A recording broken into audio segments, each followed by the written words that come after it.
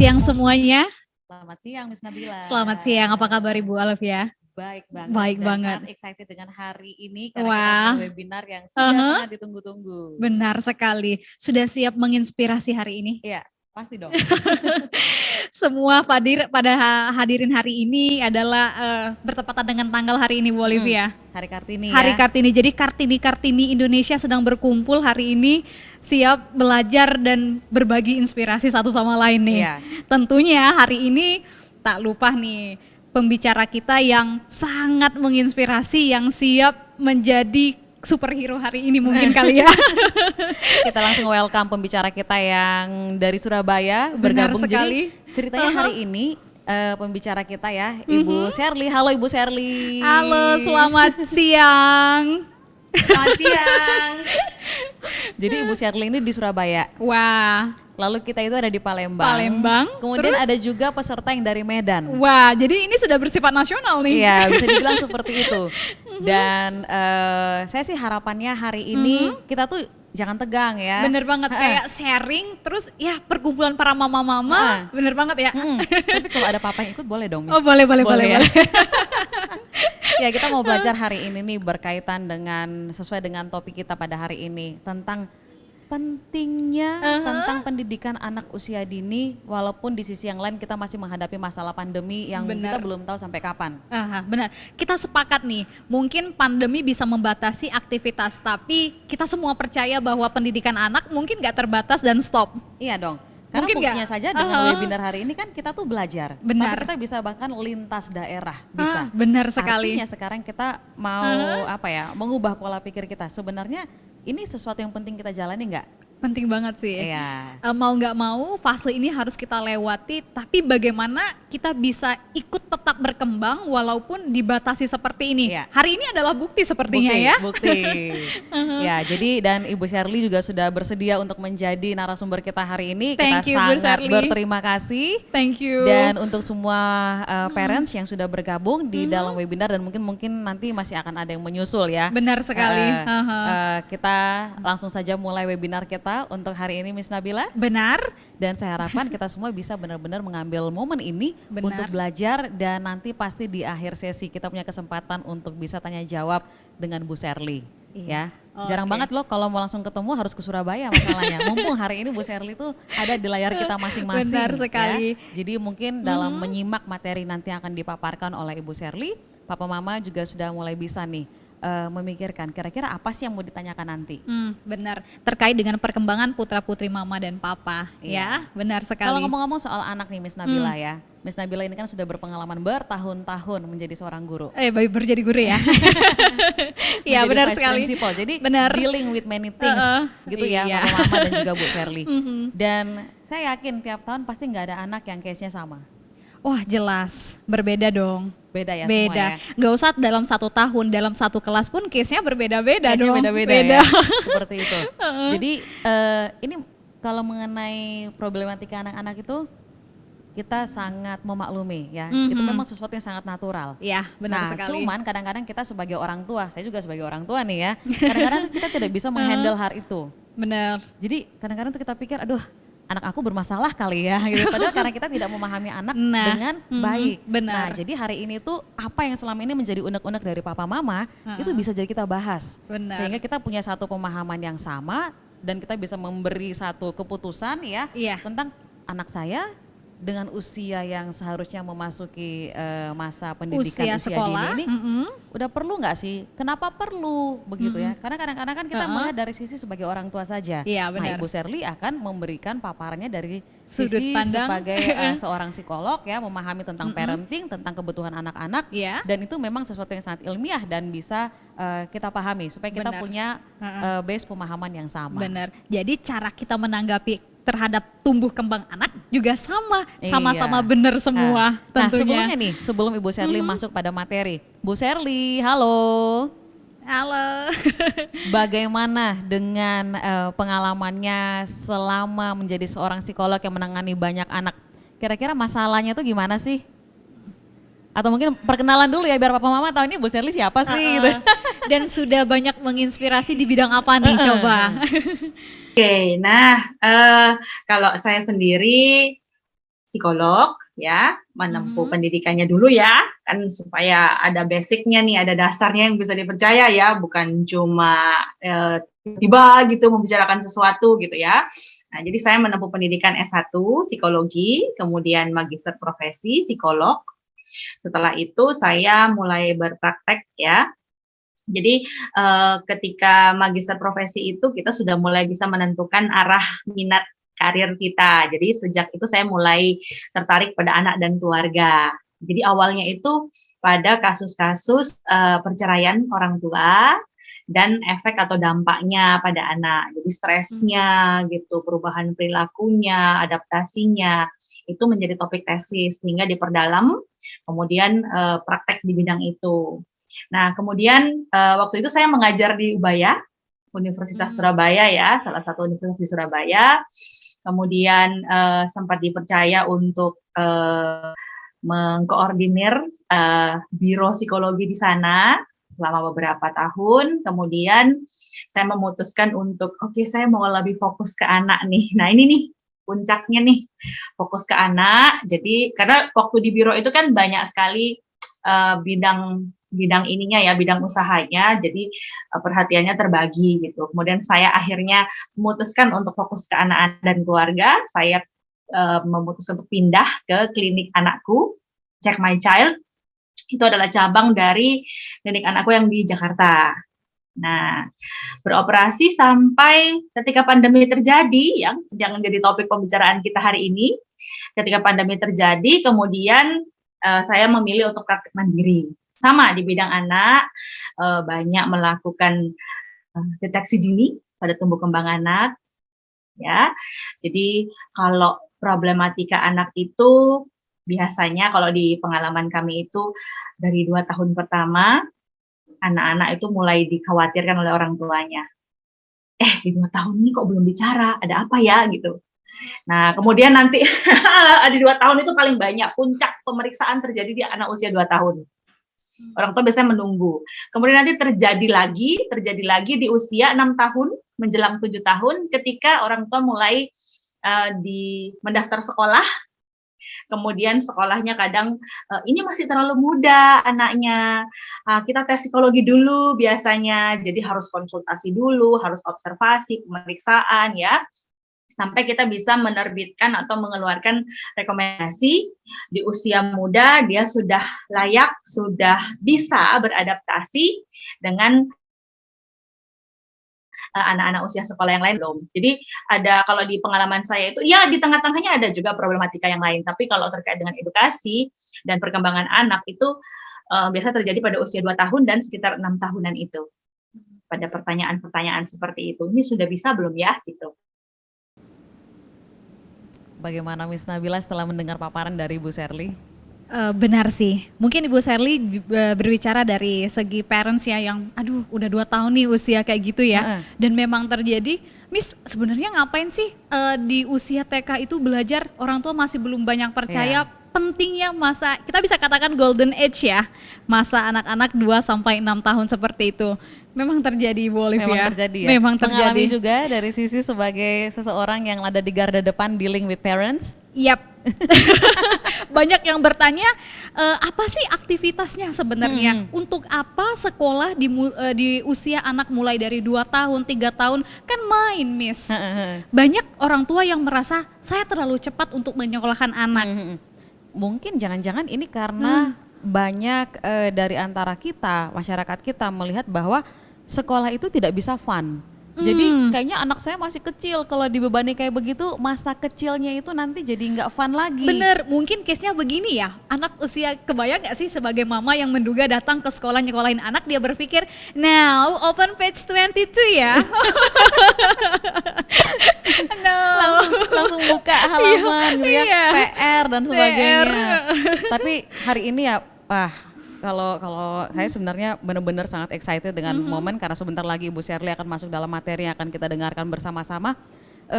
Buat papa mama semuanya yang sudah bergabung di dalam webinar, jangan sampai miss setiap slide yang akan dibahas oleh Ibu Sherly nanti. Karena kita nggak tahu, mungkin di dalam setiap slide yang akan dibahas nanti itu ternyata menjawab permasalahan yang sedang kita hadapi hari-hari ini. Benar. Ya, jadi nanti diikuti ya, didengarkan dengan seksama. Kemudian nanti kalau misalnya ada hal-hal yang kayaknya masih mengganjal atau kurang atau ingin ditanyakan lebih lanjut, kita ada punya waktu untuk tanya jawab nanti di akhir sesi. Benar sekali. Nah, mungkin setelah ini kita akan langsung mendengar ya penyampaian materi, dan ini pasti sangat penting dan sangat menginspirasi nih hari ini. Banyak belajar kita hari ini. Kita jangan colek-colekan ya, soalnya aku mau dengar juga, Miss. Oke, siap deh.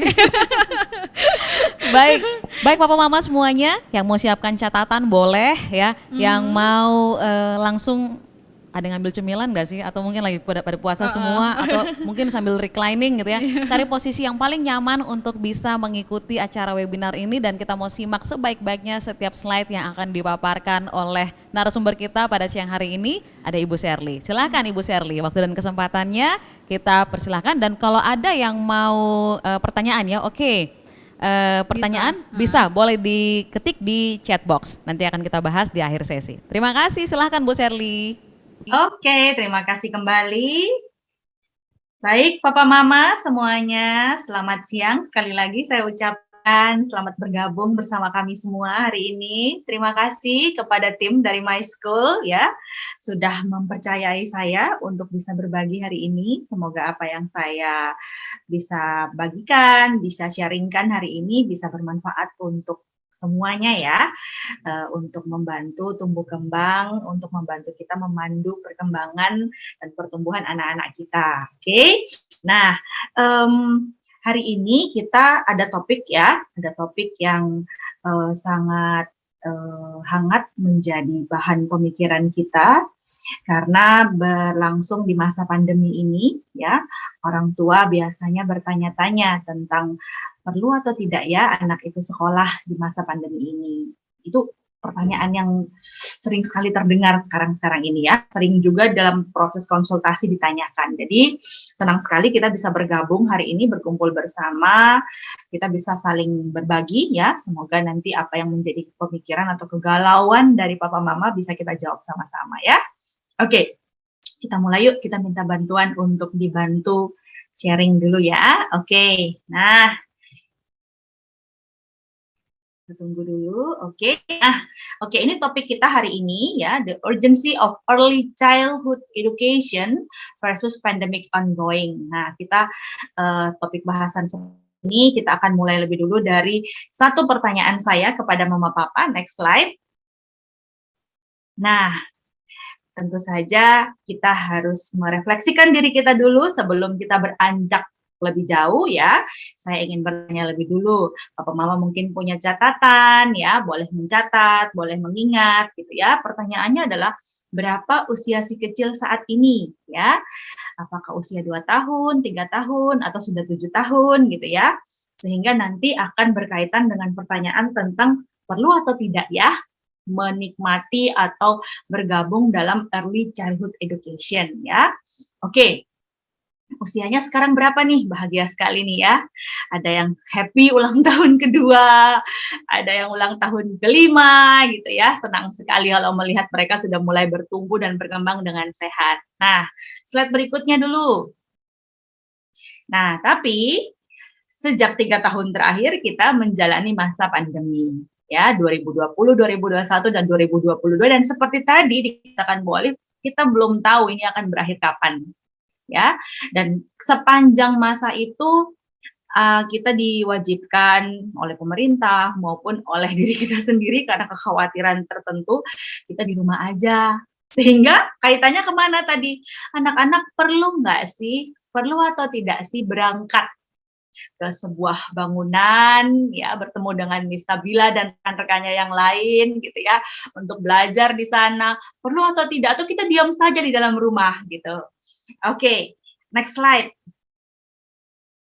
Nah, ini nih, sepanjang pandemi ada persoalan-persoalan yang kita hadapi ya.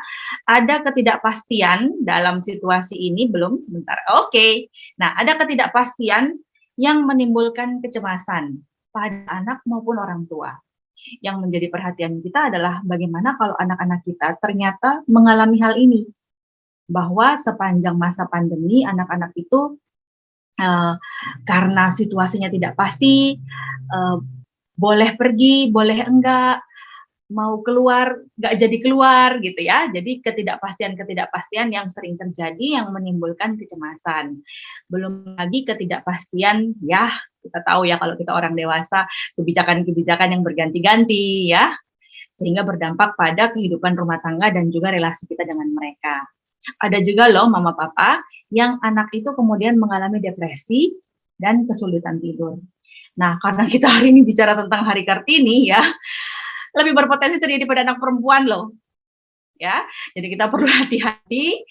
Bukan berarti anak laki-laki tidak diperhatikan, tapi menurut penelitian potensinya lebih besar pada anak perempuan. Mungkin karena sense observasi perasaannya lebih besar sehingga kondisi-kondisi yang berkaitan dengan permasalahan emosi lebih sering terjadi pada anak perempuan. Oke. Kemudian yang kedua adalah kerentanan sosial ekonomi. Selama masa pandemi terjadi tekanan yang besar pada orang tua karena ada kondisi sosial ekonomi yang tidak menentu juga. Itu juga mempengaruhi keputusan kita untuk perlu nggak sih anakku mengikuti early childhood education. Bayarnya mahal nggak ya? Tapi tadi katanya bisa diskon sampai 12 juta loh. Nah, jadi semoga bisa ada pembicaraan yang membantu nanti ya. Nah, dalam kondisi ini potensi-potensi persoalan yang bisa timbul juga besar, yang mempengaruhi kesejahteraan fisik dan mental anak ya. Ketika itu anak bisa menjadi korban pengabaian karena kita stres atau tertekan dengan persoalan-persoalan yang sifatnya sosial ekonomi. Kemudian bisa juga anak menjadi saksi yang melihat atau bahkan mengalami kekerasan dalam rumah tangga. Seperti tidak harus berupa kekerasan fisik, tapi bisa juga kekerasan verbal, kekerasan finansial, itu bisa terjadi. Nah, kemudian bisa juga nih salah satu hal yang akan mempengaruhi bagaimana pertumbuhan dan perkembangan anak itu adalah kekurangan nutrisi. Karena penghematan di berbagai bidang ya kadang-kadang bisa juga membuat nutrisi-nutrisinya jadi terkendala begitu. Kemudian persoalan ketiga yang juga sangat erat kaitannya dengan apa yang kita bahas hari ini yaitu sekolah dari rumah. Untungnya sekarang keadaan sudah mulai membaik dan My School sendiri ya hari ini sudah memutuskan artinya saat ini sudah memutuskan untuk sekolah tatap muka langsung ya, sehingga kondisi atau persoalan yang ini sudah tidak dialami lagi. Karena ketika sekolah dari rumah ada hal-hal yang berubah. Struktur dan pola rutin dari kehidupan mereka itu berubah. Kadang-kadang kemudian menjadi kacau atau chaos. Padahal anak kecil itu untuk merasa aman, dia perlu rutin, perlu struktur. Kalau chaos itu membuat anak merasa tidak aman, tidak nyaman gitu ya. Sehingga tadi di bagian yang pertama menimbulkan kecemasan. Kalau anak sudah cemas, maka kita akan sangat kesulitan bicara tentang bagaimana dia bisa menyerap informasi dan belajar. Ya, sehingga alangkah baiknya kalau misalnya sekarang itu anak-anak sudah mulai sekolah kembali dengan rutinitas dan struktur kehidupan yang mulai terbentuk gitu. Kemudian aktivitas fisiknya pun mulai lebih banyak nih kalau bisa berangkat ya ke bangunan tadi ya yang kita sebut sekolah atau yang dalam hal ini kita bilang early childhood education itu ya. Nah, di sana ada aktivitas fisik ya, karena siap-siap mandi, berangkat ya, turun dari mobil, jalan kelasnya ya, itu juga termasuk aktivitas fisik. Bayangkan saja kalau hanya di rumah saja ya, jadi hanya muter aja dalam rumah gitu, jadi aktivitas fisiknya menjadi berkurang. Kemudian persoalan berikutnya yang sangat sering dihadapi saat ini adalah karena di rumah aja orang tua kadang-kadang tidak punya ide. Saya sering-sering ditanyain gitu, ini diapain ya ini 24 jam sama aku terus gitu, sudah ku kasih ini dia bosan, ku kasih apa lagi ya gitu. Akhirnya orang tua kemudian karena kehabisan ide memberikan gadget atau gawai. Nah, yang mana ketika anak berinteraksi atau banyak distimulasi dengan gadget atau gawai, banyak penelitian sudah menunjukkan bahwa efek sampingnya kalau berlebihan itu cenderung ke arah negatif. ya, aktivitas fisiknya menurun, kemudian kemampuan interaksinya juga menurun, belum lagi kalau yang sudah agak besar, yang sudah agak remaja, kadang-kadang bisa terdampak pada cyberbullying gitu. Nah, ini persoalan-persoalan yang dipotret dalam penelitian maupun dalam pengalaman kami sehari-hari sebagai praktisi di bidang ini, persoalan yang dihadapi anak sepanjang 3 tahun ini. Ringkasnya kita lihat di slide berikutnya. Nah, problematika stimulasi ya.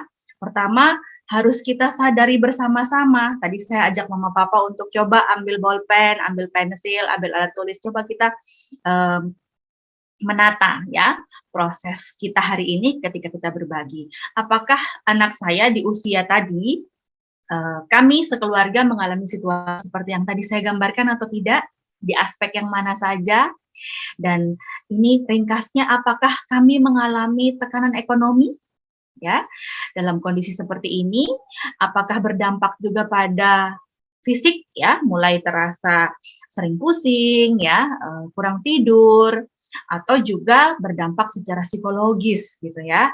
Lebih sering marah, mudah membentak, pasangan maupun anak gitu ya. Tidak terlalu sabar lagi kalau anak ada rewel atau jengkel tertentu, kita lebih mudah marah.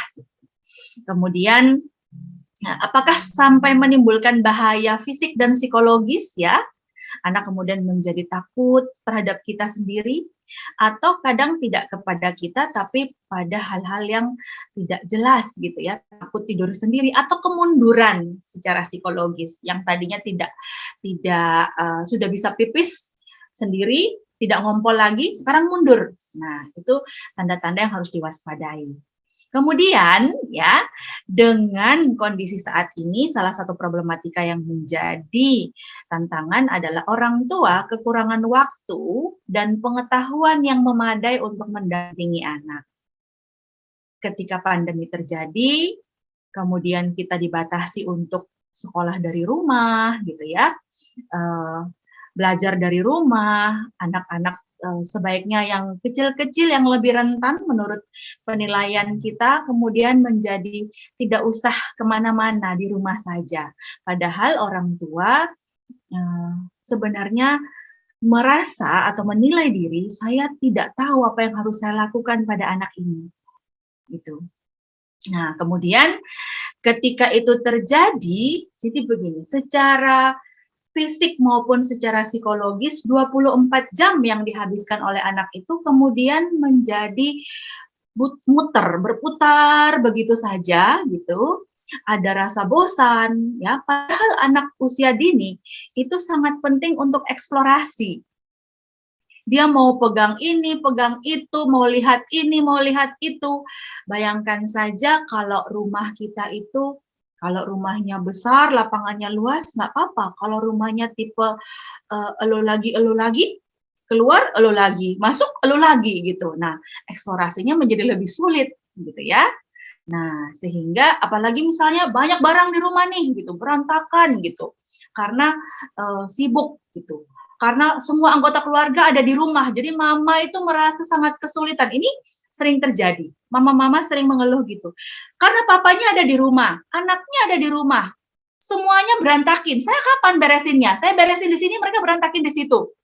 Nah, sehingga akhirnya mama jadi diam aja, jangan kemana-mana, jangan sentuh itu, jangan sentuh ini. Nah, itu membatasi eksplorasi anak. Itu jadi problematika yang terjadi dan itu menghambat stimulasi anak ya. Bagaimana bisa terjadi? Ayo kita lihat sama-sama yuk. Nah, ketika stimulasi itu terjadi problematika ya, di mana sekolah itu ya, di slide berikutnya saya kasih warna buram. Kenapa buram ya? Karena semua orang bertanya gitu. Perlu nggak sih anak itu menempuh early childhood education ini gitu. Dalam hal ini nanti kita akan meluruskan gitu ya. Ada konsep-konsep atau term atau istilah-istilah yang perlu kita luruskan. Yang tadi saya masih menyebut ini sebagai bangunan fisik ya, yang ada Miss Nabila dan teman-temannya, ada anak-anak di sana, ada kelas-kelasnya gitu. Tapi pada usia berapa ini disebut sekolah? yang orang tua kemudian bertanya-tanya gitu ya, saya perlu menyekolahkan anak ini atau tidak? Gitu. Pada usia berapa anak itu sepertinya atau selayaknya masuk sekolah? Gitu ya. Nah, sekarang jadi pertanyaan besar nih, perlu nggak sih, penting nggak sih saat ini untuk sekolah? Kenapa nggak ditunda aja? Kita lihat di slide berikutnya. Kenapa nggak ditunda aja? Tunggu aja nanti gitu kalau pandeminya selesai. Yuk, slide berikutnya lagi. Nah, apakah usia mereka tetap? Apakah anak itu freeze, Mama Papa? Dengan kondisi pandemi yang berjalan tahunnya sudah 3 tahun, Mama Papa tadi anaknya usia berapa? Apakah tadi sebelum pandemi usia 2 tahun, sekarang masih 2 tahun? Ya enggak, anaknya ulang tahun terus. Fisiknya bertumbuh gitu ya. Tentu saja juga dia butuh stimulasi tumbuh kembang yang mengikuti pertumbuhan fisiknya itu. Mengikuti pertumbuhan kronologis usianya. Nah, kita lihat slide berikutnya bahwa orang itu masa hidupnya ya, dia akan terus bergerak dari bayi, kanak-kanak ya, remaja, kemudian dewasa awal, dewasa sampai kemudian menjadi tua. Nah, yang ingin saya ajak Mama Papa diskusikan dan kita refleksikan sama-sama hari ini adalah pandemi terus berjalan. Kita bahkan tidak tahu sampai kapan ini akan berakhir. Kebijakannya berganti-ganti, muncul varian baru ya. Tapi anak kita itu tidak berhenti bertumbuh dan berkembang. Mereka terus berjalan proses pertumbuhan dan perkembangannya. Ya, ini yang sedang Mama Papa saksikan, proses atau siklus hidupnya tidak berhenti hanya karena ada pandemi. Ya, dia akan terus berjalan ya, sehingga pertanyaan itu perlu ditunda nggak sih? Ini menjadi pertanyaan yang memang penting ya, yang diangkat dengan sangat baik oleh rekan-rekan dari My School untuk bisa kita diskusikan, kita carikan solusinya. Kenapa gitu? Perlu ditunda nggak sih? Nah, slide berikutnya. Nah, karena anak itu terus bertumbuh dan berkembang, ya, anak itu pada masa hidupnya di masa kanak-kanak itu perlu kita perhatikan bagaimana kita mengawal tumbuh kembangnya. Bahwa di masa itu dia perlu pertama health, mental health and nutrition. Jadi dalam keseharian mereka itu jangan sampai nutrisinya terkurangi. Tadi tekanan ekonomi bisa membuat kita mengurangi ya. Tadinya makan daging sama apa-apa kemudian berkurang, nggak ada dagingnya. Terus diganti apa ya proteinnya? Gitu ya. Nah, kemudian bagaimana kesehatan fisik dan mentalnya?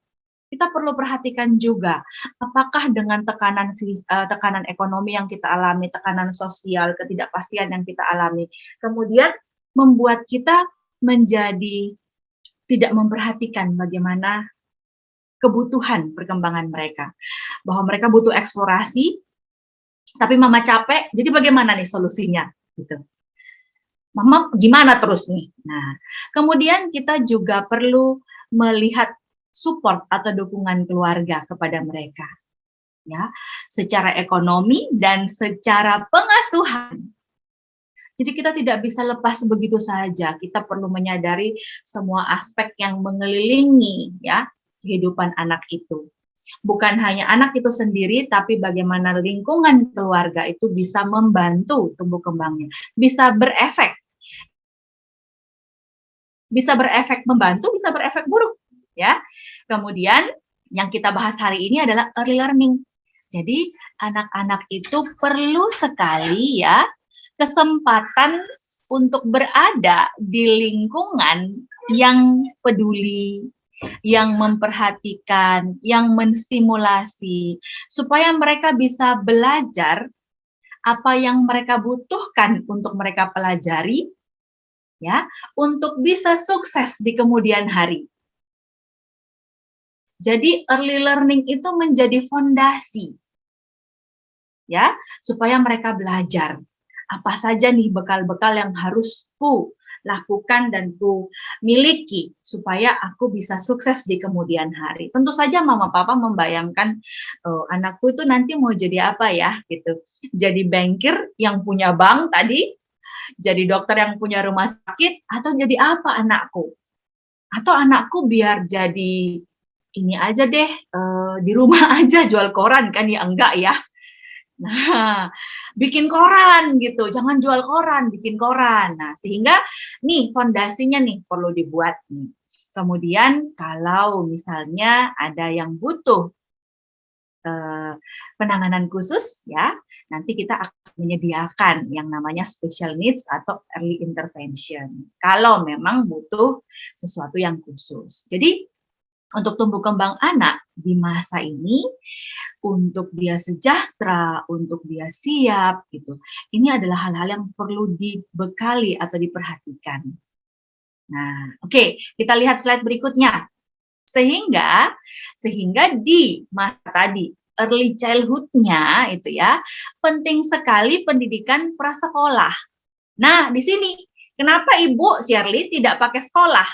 Ini namanya prasekolah, bukan sekolah.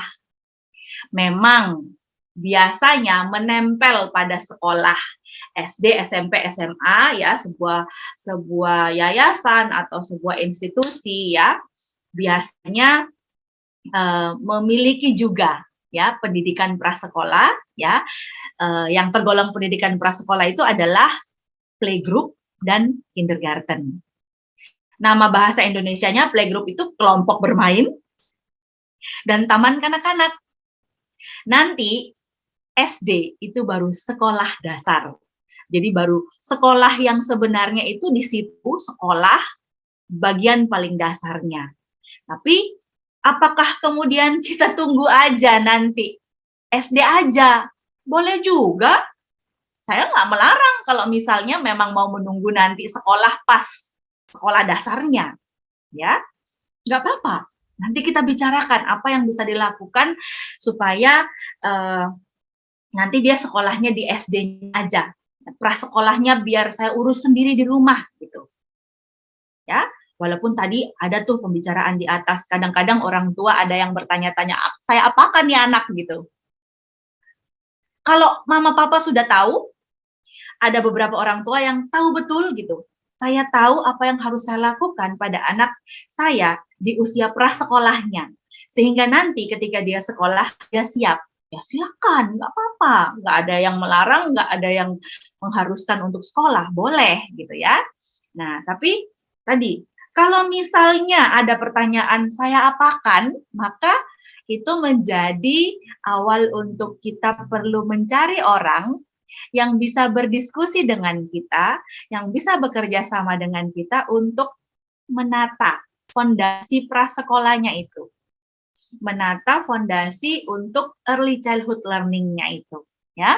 Nah, dalam hal ini peran pendidikan prasekolah, semoga ini cocok juga dengan apa yang sedang dikembangkan Miss Nabila dan rekan-rekan ya, bahwa di prasekolah itu kita menstimulasi intelektual akademiknya. Jadi fondasi supaya nanti ketika dia sekolah, dia lebih siap untuk berdiri sejajar dengan rekan-rekannya yang lain di usianya itu, untuk berkompetisi maupun untuk belajar secara intelektual akademik. Kemudian juga ada stimulasi personal independensinya.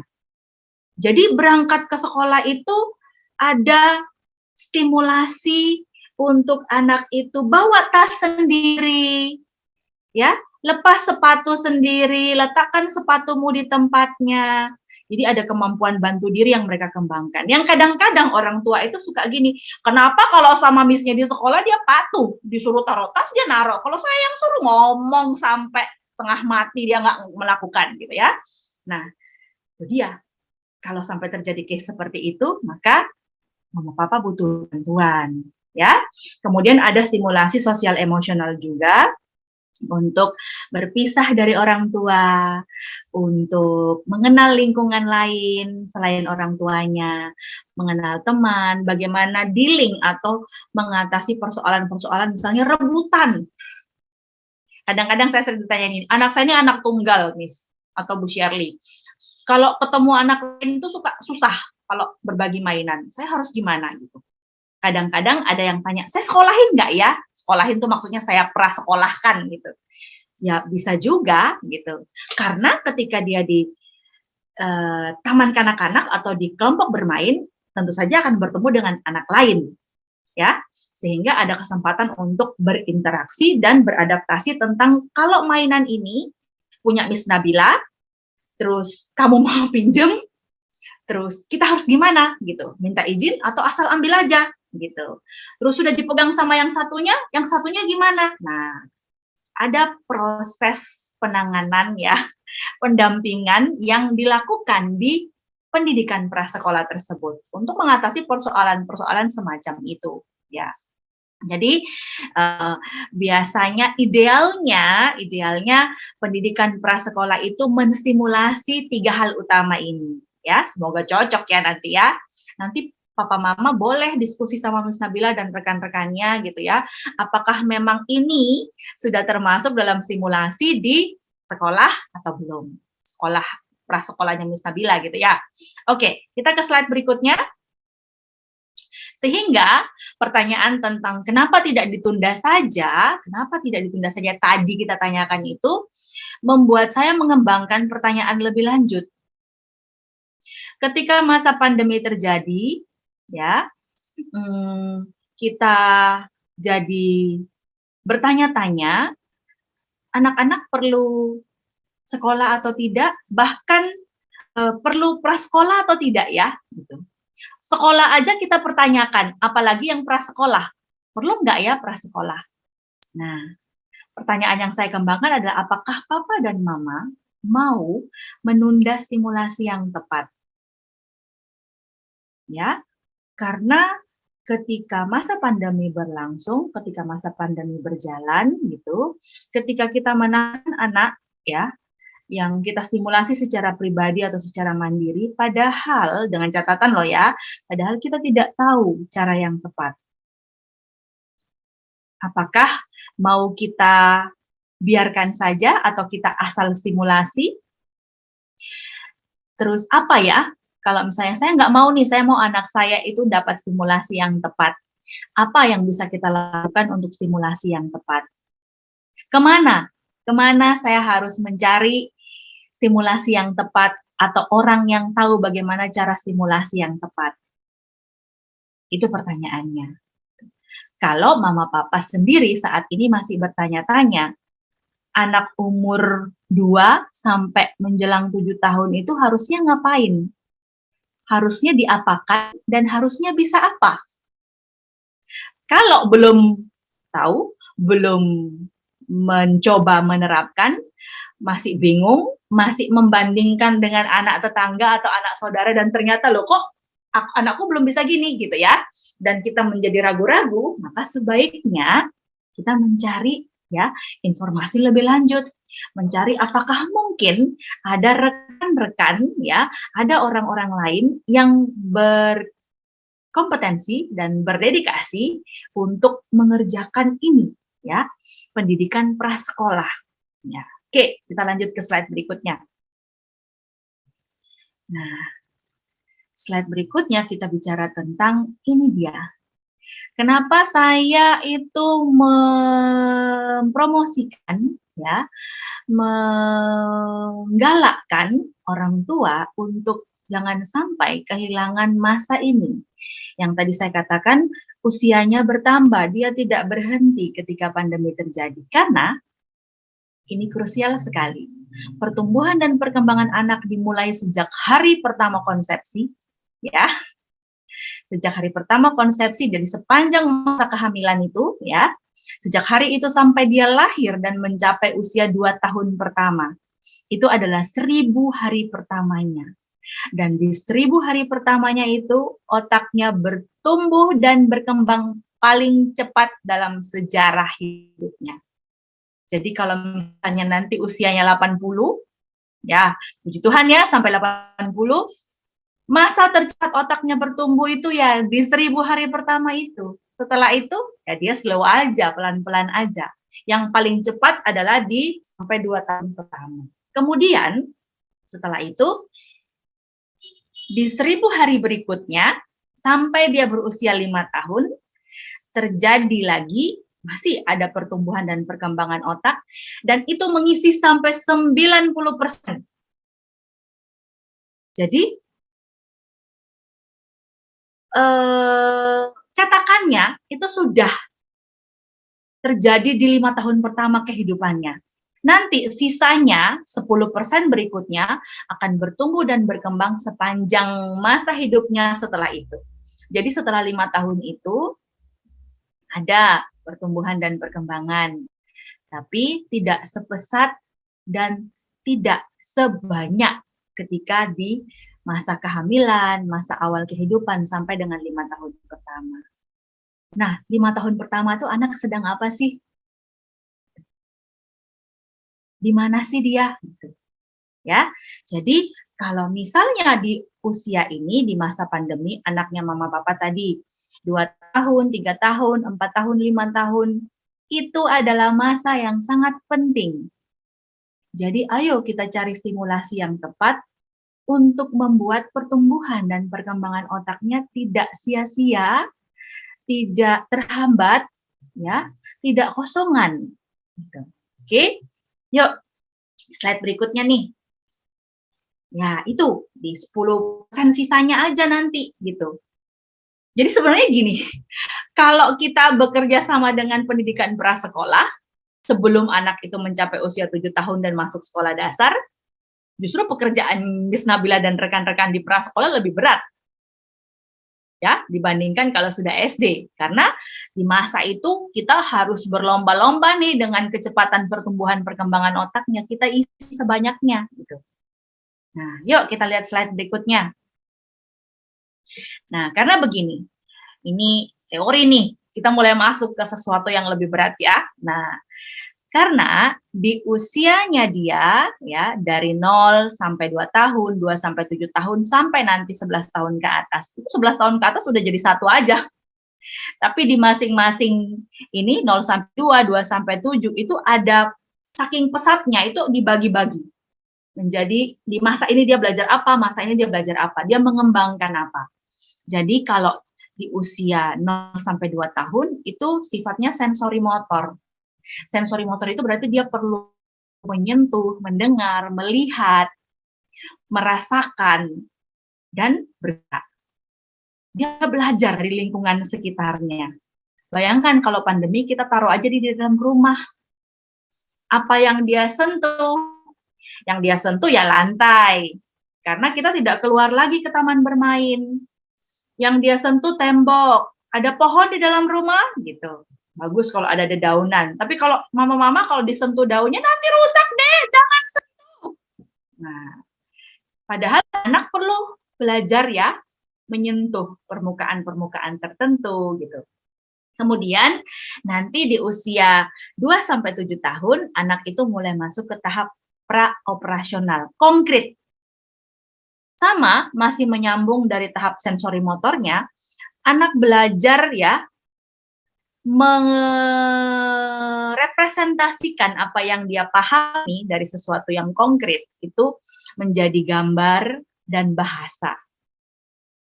Sehingga tadi saya katakan sering sekali di usia 2 tahun kemudian orang bertanya-tanya, ini kok belum bisa bicara, saya apakan nih Miss, saya apakan nih Bu, gitu. Karena biasanya mulai usia 2 tahun, anak mulai mengembangkan bahasa. Mulai bisa menggunakan bahasa untuk menjalin pengertian dengan kita. Kalau di rumah saya nih anaknya pendiam, Miss, gitu. Seringnya saya kasih nonton, gitu. Terus saya apakan ini ya, supaya dia bisa cepat belajar ngomong, gitu.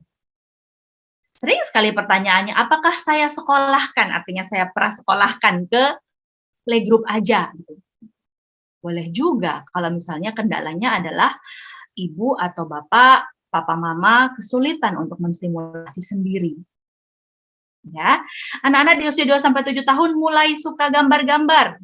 Suka mulai pegang-pegang pensil gitu ya. Suka mulai coret-coret, ya sofa, dinding, ya spray, ya boleh jadi media gambar gitu. Atau ada cara lain ya yang bisa kita lakukan.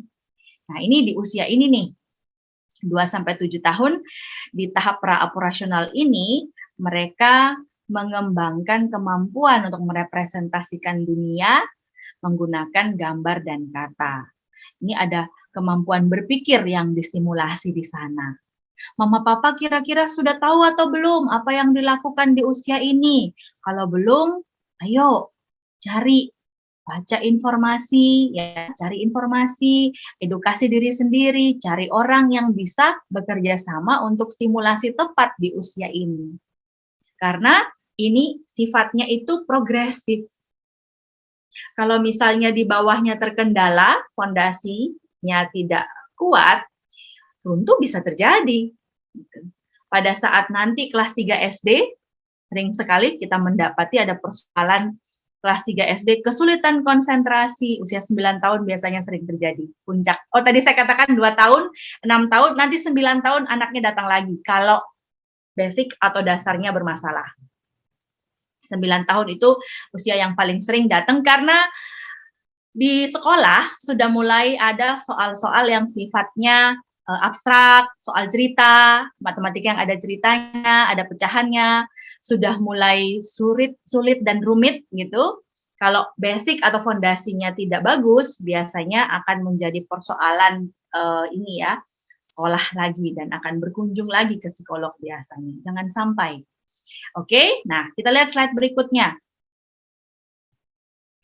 Nah, oke, ini yang tadi saya katakan fondasi. Jadi di paling dasar, di usianya dia yang paling dasar itu ada bagaimana otaknya berkembang, central nervous system. Bagaimana otaknya berkembang itu dia akan membantu perkembangan pada sensory sistemnya, yaitu 5 panca indera kita. Jadi dia harus mendengar, ya, menyentuh, bergerak, kemudian mendengarkan, merasakan. Dari sana akan ada informasi yang masuk ke otaknya, diproses, akan ada proses penyambungan, penyatuan di otak ya. Itu perlu kuliah sendiri lagi tuh untuk belajar tentang sinaps ya. Bagaimana ada pekatan antara satu jaringan otak dengan jaringan yang lain gitu ya. Nanti akan membantu ke tahap berikutnya yaitu sensori motor, kemudian ke perseptual motor, dan puncaknya ada di ketika anak itu sudah SD. Ketika dia SD, anak itu akan punya academic learning, cognition intelektualnya berkembang. Itu puncak baru bisa sampai di sana kalau di bawahnya sudah fix. Kalau di bawahnya tidak kuat, maka kemungkinan runtuhnya itu besar. Sehingga fondasi-fondasi dasar ini yang biasanya dikerjakan secara serius oleh tenaga-tenaga pendidikan prasekolah. Ya, semoga ini juga jadi perhatian Miss Nabila dan rekan-rekan. Ya, bahwa ada aktivitas-aktivitas yang sifatnya menstimulasi sensori motor, menstimulasi perseptual motornya, koordinasi mata dan tangan, ya, kemampuan untuk visual spasial, ya, semoga menjadi perhatian karena itu adalah dasar untuk naik ke intellectual ability atau academic learning. Oke, next kita lihat slide berikutnya. Nah, sehingga yang ingin kita diskusikan hari ini adalah bahwa Mama Papa tidak sendirian. Ada kami, ada para psikolog ya di bidang anak, pendidikan, ada juga tenaga-tenaga pendidikan ya seperti Miss Nabila dan Bu Olive dan rekan-rekan yang lain yang bergerak di bidang pendidikan anak usia dini. Kita bisa mengerjakan ini bersama-sama. Di masa pandemi ketika tekanan meningkat, maka kekuatan untuk bisa bekerja sama lebih penting atau lebih diperlukan lagi. Ya. Nah, kenapa juga tidak sendirian ya? Karena pertumbuhan dan perkembangan anak itu kita lihat di slide berikutnya. Untuk membuat anak itu cerdas ya, kita tidak mengandalkan sesuatu yang sifatnya bawaan lahir atau genetika saja. Kita butuh lingkungan. Dan lingkungan itu bukan hanya orang tua saja, tapi bisa berkembang ke yang lain.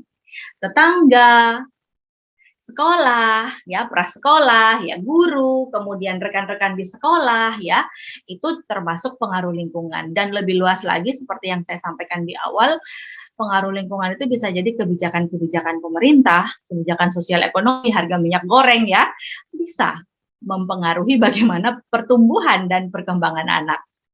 Jadi jangan sampai harga minyak goreng itu membuat kita, efeknya gimana? Harga minyak goreng yang tinggi membuat papa mama stres, mengurangi asupan nutrisi anak, berefek pada perkembangan otak dan kecerdasan. Harga minyak goreng naik, uang sekolahnya dipangkas, cari sekolahnya, pendidikan prasekolahnya asal-asalan. Nah, bisa juga terjadi stimulasi yang kurang atau kurang tepat gitu. Carinya yang penting pergilah dia gitu. Bukan mencari rekan ya yang bisa saling berbagi, bisa saling kerjasama dalam stimulasi yang tepat gitu. Oke, jadi ini perlu nih ada sesuatu yang kita tidak mengandalkan bawaan lahirnya. Saya pinter, suami saya pinter, nanti anak saya pasti pinter gitu. Belum tentu. Ya, belum tentu ya. Jadi nanti ada pengaruh lingkungannya gitu. Bisa jadi lain tuh ya. Bisa juga kita nggak pinter-pinter amat, tapi karena lingkungan yang kita pilihkan untuk anak kita itu stimulasinya bagus, bisa jadi hasilnya jadi lebih bagus dari kita. Oke, yuk kita lihat slide berikutnya. Sehingga kita perlu di usia anak sekarang, di usia prasekolahnya itu kerjasama, peran pendidikan prasekolah dan orang tua untuk stimulasi 3 hal itu. Ya, stimulasi intelektual akademis, stimulasi personal independensi, dan stimulasi sosial emosionalnya.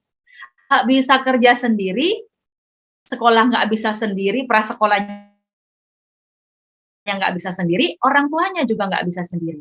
Apalagi tadi, kalau kita bertanya-tanya, saya juga nggak tahu nih apa yang harus saya lakukan. Oke, slide berikutnya.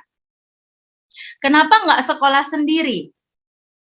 Kita lihat di slide berikutnya. Kenapa? Karena sebenarnya sebenar-benarnya ya, di usia 2-3 tahun, 4-6 tahun, itu fokus relasinya adalah orang tua dan basic family. Ketika anak itu sekolah, yang saya kasih tanda merah, ya, maka anak itu mulai lebih kokoh ke sekolah, ya relasinya. Ini kembali menjadi pertanyaan. Jadi prasekolahkan dia atau enggak sih gitu? Ayo kita sama-sama menanyakan, sama-sama bergulat dalam pertanyaan ini. Pada saat kita menjadi orang tua, jangan lupa bahwa ketika kita menjadi basic family-nya anak, kita bertugas untuk mengembangkan tugas perkembangan dia dalam hal autonomi dan inisiatif. Bisakah saya sebagai orang tua mengembangkan kemampuan anak untuk bisa bantu dirinya, untuk bisa mandiri, untuk bisa percaya diri, untuk bisa punya kekuatan dan kontrol. Jadi dari sharing kita hari ini atau diskusi kita hari ini, sebenar-benarnya anak masih butuh lingkungan keluarga. Tapi lingkungan keluarga seperti apa? Lingkungan keluarga seperti apa yang bisa mendukung anak ini mencapai perkembangan dan pertumbuhan optimalnya supaya nanti ketika dia masuk ke tahap sekolah, dia sudah siap. Ya, apakah kita bisa kerjakan sendiri atau kita perlu bantuan? Apakah kita bisa berkutat sendiri ataukah kita perlu dibantu dan perlu informasi tambahan tentang oh nanti di rumah harus gini ya mama papa gitu. Di sini sudah bisa gini, nanti di rumah ditambahin lagi ini dan ini kayak gitu. Jadi nggak lepas tangan begitu aja ya. Oke, slide berikutnya. Nah, ini kita gambarkan bahwa di usia 0-2 tahun anak itu perlu merasa aman dulu di rumah. Makanya kalau 0-2 tahun sebaiknya di rumah bersama orang-orang yang paling dekat yang membuat dia merasa aman. Walaupun saya juga menemukan ya kasus orang tua itu sendiri tidak menimbulkan rasa aman pada anak, yaitu orang tua yang dalam taraf ekstrim itu berteriak, memukul, kemudian menelantarkan anak itu nangis, lapar, itu dibiarkan gitu ya, atau dimarahi, itu menimbulkan perasaan tidak secure atau tidak aman. Nah, sehingga kadang-kadang ada pilihan untuk, saya sangat memaklumi, ada pilihan untuk di TPA aja, di taman, di tempat penitipan anak, daripada mama papa terpaksa mengurus anak di rumah, tapi anaknya dalam keadaan terancam setiap hari. Ya, sama juga ketika dia sudah usia 2-7 tahun, ketika dia harusnya explore, kalau mama papa punya energi yang cukup, pengetahuan yang cukup untuk bisa mengakomodasi kebutuhan anak untuk melakukan eksplorasi, sentuh ini, sentuh itu, pegang ini, pegang itu, tanya ini apa, itu apa. Kalau baterainya full ya, tidak harus bekerja ini, tidak harus mengurus itu, boleh distimulasi sendiri. Tapi kadang-kadang saya juga mendapati mama-mama atau papa-papa yang merasa 2-3 jam anak saya itu bersama orang lain lebih sehat bagi saya maupun anak saya. Itu pernyataan testimoni dari orang tua. Sehat. Saya jadi lebih sehat 2-3 jam ngebakso sebentar ya, daripada dia sama saya terus saya marah-marahi terus gitu. Saya juga nggak tahu harus ngapain sama dia gitu. Jadi nggak apa-apa gitu. Saya beri dia kesempatan untuk punya relasi yang sehat dengan orang lain ya, yang bisa membantu dia explore. Gitu.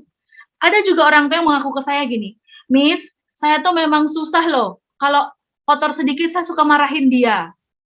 Ih, jangan sentuh ini, jangan. Gitu, semuanya nggak boleh gitu. Jadi kadang-kadang saya, kalau mama kesulitan dalam hal itu, mama tolong ini dulu, refleksi diri, kemudian terapi diri sendiri dulu, anaknya untuk tugas eksplorasi tolong dititipkan ke orang lain yang bisa melakukan itu. Papanya kah, kakek neneknya kah, kalau tidak ada, bisa juga rekan-rekan guru di pendidikan prasekolah. Karena kemudian laporannya jadi anak saya jadi lebih happy kalau dia pergi prasekolah, pulangnya bawa ini itu, dan saya juga happy karena bukan rumah saya yang kotor. Sederhana, tapi bisa menjadi solusi gitu ya.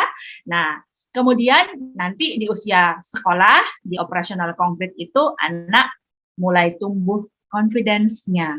Confidence itu, rasa percaya diri itu tidak bisa tumbuh ya kalau di masa eksplorasinya sering dimarahi, sering nggak boleh, atau sering mama aja kamu belum bisa gitu. Ya, jadi kalau kita jadi orang tua itu masih ada beban-beban psikologis, ada unfinished business, ya contohnya tadi tidak membolehkan anak mencoba melakukan sesuatu, maka ada baiknya kita berdiskusi dulu ya, kita bereskan diri kita sendiri dulu supaya kita bisa mengawal tumbuh kembang mereka dengan lebih sehat ya. Oke, slide berikutnya. Nah, sehingga kalau kita bicara tentang anak saya perlu sekolah atau tidak, nanti kalau usia 7 tahun dia sekolah. Waktu dia sekolah itu dia perlu matang secara biologis, sosial, dan psikologis. Sekali lagi, kalau mama papa merasa dan menilai diri, saya bisa mengawal proses pertumbuhan dan perkembangan biologis, sosial, psikologisnya secara aman, teratur, maka nggak apa-apa dilakukan sendiri.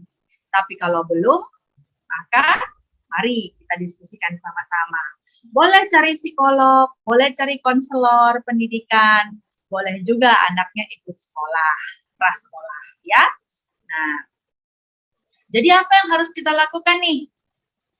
Ketika akhirnya saya memutuskan misalnya untuk, saya kasih prasekolah aja, saya kasih prasekolah saja. Apa yang harus dilakukan? Kita ke slide berikutnya. Nah, satu kali lagi. Nah, ini untuk stimulasi anak prasekolah ya. Untuk stimulasi anak prasekolah baik di pendidikan prasekolah yang ada bangunannya ataupun di rumah saja bersama mama papa, yang harus diperhatikan adalah menyesuaikan kesiapan belajarnya. Ini belajar. Belajar itu bukan harus pakai pensil dan tadi open page berapa tuh 22 gitu ya. Bukan harus seperti itu.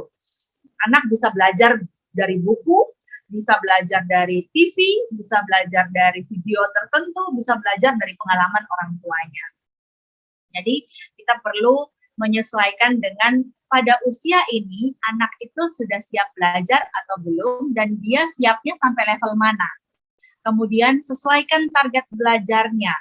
Jangan sampai mama papa anak itu masih belajar di usia 2-7 tahun yang sifatnya praoperasional ya atau masih di sensori motor belum selesai, kita sudah menuntut dia sampai ke sesuatu yang sifatnya abstrak. Nah, itu sangat melanggar ya, ekstrim. Kita harus melihat bahwa kalau kita memberikan dia target belajar, kamu harus bisa apa dan bisa apa, kita lihat kemampuannya secara fisik. Misalnya gini, yang sederhana, belajar untuk independen atau mandiri. Cuci tangan sendiri. Ya. Cuci tangan sendiri itu bagi kita sederhana, tapi bagi anak-anak yang kematangan fisik motoriknya, persepsi visualnya belum bagus, ya. Kalau kita minta mereka langsung bisa sendiri, belum tentu. Jadi kita perlu pecah targetnya itu menjadi, oke, kamu bisa buka keran sendiri, kamu bisa pencet sabun sendiri, kamu bisa gosok-gosok, kamu bisa memperhatikan bahwa tanganmu sudah bersih, bilas, lap tangan, nah itu menjadi rangkaian. Anak itu apakah tiba-tiba langsung bisa bikin bulatan atau bikin garis? Belum tentu. Target belajarnya di rumah, kadang-kadang ada loh mama papa yang gini, ayo bikin garis, gini loh, masa gitu aja nggak bisa? Usia berapa dulu? Lihat nih, kayak gini aja gitu. Jangan sampai proses kita mengajari itu menjadi pengalaman yang tidak menyenangkan dan traumatik bagi anak. Membuat anak itu kemudian lihat pensil aja sudah nangis. Karena dia mengingat bahwa ketika dia belajar atau sedang bereksplorasi dengan warna, itu kan warna hitam yang timbul dari gerakan yang dia buat. Itu menjadi sesuatu yang sifatnya tidak menyenangkan, bahkan menyakitkan, karena kita sering marah. Kemudian metode belajarnya bagaimana dulu?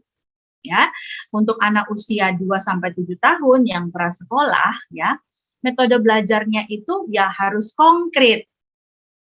Mereka perlu melihat, perlu mendengar, perlu menyentuh, ya. Makanya, saya juga tahu nih, katanya ada project based learning ya, kalau di my school ya, sehingga anak-anak itu punya rasa ingin tahu apa, mereka bikin project gitu. Jadi sekedar memberi makan kelinci untuk tahu bagaimana siklus hidup, ya boleh juga, itu sebuah proyek memelihara kelinci di rumah gitu. Apalagi proyeknya, oh ya, anak-anak suka sekali membuat ini. Anak-anak saya yang terapi 5-6 tahun itu suka sekali bikin lava. Bikin itu loh Gunung Merapi. Project base. Mereka menyentuh lem, menempel ya, menuang. Nah, ada warna-warni yang mereka lihat, senang sekali mereka itu. Jadi dalam proses itu mereka belajar menghitung. Saya kasih lembarannya berapa banyak yang bisa ditempel gitu. Sudah habis, berarti sudah berapa nih gitu. Jadi sambil berhitung, sambil belajar. Belajar warna, kamu mau warna apa gitu. Jadi tidak harus dengan ini nih, lihat ini warna apa nih, ini warna apa nih gitu. Nggak harus, tapi bagaimana membuat proses belajar itu menjadi sesuatu yang menyenangkan. Karena gini, prasekolah itu kita membangun kesukaan anak untuk belajar. Belajarnya sendiri yang benar-benar belajar yang serius itu nanti di SD. Ya. Tapi kalau di prasekolah kita membangun kemauan anak untuk belajar, kesukaan anak untuk belajar. Kita membangun rasa percaya diri mereka untuk mau mencoba. Mau punya rasa ingin tahu. Aku bisa gitu. Jadi kenapa penting sekali untuk membuat target belajar yang sesuai Jangan terlalu ambisius. Karena kalau kita terlalu tinggi target belajarnya, kita tidak pernah, anak itu kemudian kelihatannya tidak pernah mencapai keberhasilan. Sehingga kita tidak kunjung memberikan dia pujian. Sehingga kok dia, aku gagal-gagal terus sih. Gitu. Nah, jadi pertanyaannya gini, Mama Papa, sudah tahu belum anak usia ini bisanya apa? Kalau dia belum bisa itu, jangan dituntut ke situ. Disesuaikan dengan usianya. Supaya penting sekali bagi anak usia prasekolah untuk dia bisa. Untuk dia bisa, dia harus punya target yang sesuai dengan usianya. Begitu. Nah, sehingga kita perlu menjadi yang terakhir itu pendamping belajar yang asik dan apresiatif. Ya, metodenya asik, bisa mengapresiasi karena mencapai target belajar yang sesuai, dan memotivasi. Masing-masingnya seperti apa? Kita lihat yuk satu-satu. Kalau misalnya nanti kita mau melibatkan anak dalam pendidikan prasekolah, maka bukan berarti mama papa kasih anak itu terus sudah saya nggak tahu apa-apa lagi, pokoknya udah ya saya titip ya gitu. Bukan, karena tadi kalau anak usia ini itu relasi utamanya masih dengan mama papa. Ya, kita menerima bantuan nih yang sangat berarti sebenarnya dari tenaga pendidikan prasekolah untuk meringankan, untuk membantu ya. Nah, sehingga tetap perlu komunikasi dan berbagi peran. Apa saja yang perlu dilakukan pada saat itu? Yang pertama, tentu saja perlu berkomunikasi efektif. Di slide berikutnya tolong. Komunikasi efektif itu berarti rutin. Jadi biasanya itu ada, oh ya katanya ada ini ya, ada e-learning juga. Katanya ada e-learning yang anak-anak itu bisa akses. Orang tua juga tentu saja bisa lihat ya, progres anaknya setiap harinya belajar apa gitu. Ya, itu bagus sekali. Jadi orang tua bisa ada jalur komunikasi, memahami anak itu sedang targetnya apa, dia ada kesulitan apa, itu perlu didiskusikan dengan pihak prasekolah ya, pendidikan prasekolahnya. Gunakan media komunikasi yang efektif. Sekarang katanya ada pembatasan, tidak boleh banyak tatap muka. Jadi bagaimana komunikasi efektif melalui seperti ini, Zoom atau Google Meet atau sekedar WhatsApp, tidak apa-apa. Yang penting pesannya jelas. Dan fokus pada solusi daripada masalahnya. Jadi yang kita bicarakan ketika kita berkomunikasi dengan guru ya sopannya gitu ya, mengemukakan tentang persoalan yang sedang dihadapi oleh anak ya, tapi bagaimana cara menyelesaikan itu, solusinya apa? Kita bertanya. Karena begini Mama Papa, guru-guru di sekolah itu umumnya di-hire atau direkrut, diajak untuk bekerja sama dengan latar belakang pendidikan ya, latar belakang keilmuan dan keahlian. Sehingga seharusnya mereka bisa kita ajak untuk menemukan solusi untuk masalah-masalah yang sedang dihadapi anak-anak. Begitu. Ya. Yang penting adalah kita menjelaskan masalahnya apa dulu. Sehingga kita tidak terkendala oleh emosi-emosi yang meluap-luap. Karena kalau kita sudah emosi meluap-luap, ya jadi susah ketemu solusinya. Jadi nggak bisa mikir jernih kan? Gitu. Nah, jadi perlu nih karena tadi target utama relasi anak itu masih dengan orang tua, maka orang tua perlu banyak bekerja sama dengan guru, update dia sudah bisa apa, sehingga diteruskan lagi di rumah, tidak putus di sekolah. Ya. Jadi siklus yang terus saling menyambung. Nah, oke, yang kedua yang perlu kita lakukan adalah mempersiapkan kondisi lingkungan, kondisi fisik dan psikis orang tua maupun anak. Jadi lingkungan sekolahnya ya secara fisik, secara psikologis, anak orang tua perlu kita persiapkan. Ya Pak, pastinya guru-guru di sekolah di sana juga sudah menyiapkan diri. Nah, kita di rumah untuk membantu dia, maka kita perlu siap-siap. Bukan hanya anaknya, orang tuanya juga. Apa saja yang nih harus dilakukan? Yuk kita lihat slide berikutnya. Kalau di sekolah, Dan kalau misalnya di rumah ada ruang untuk beraktivitas atau ruang untuk belajar ya, maka coba pisahkan atau jauhkan ruang belajar tersebut dari ruang aktivitas orang lain sebisa mungkin. Jangan jadikan, yang sering terjadi itu gini, dijadikan satu sama ruang TV. Wow, perhatiannya jadi ke TV gitu, bukan ke. Jadi mama sedang menempel misalnya bermain apa gitu. Sementara TV-nya sedang menyala, anak biasanya lebih tertarik pada TV-nya karena TV-nya lebih atraktif gitu. Ya, jadi tolong nanti kalau misalnya ada ruang belajar di rumah yang dipisah gitu.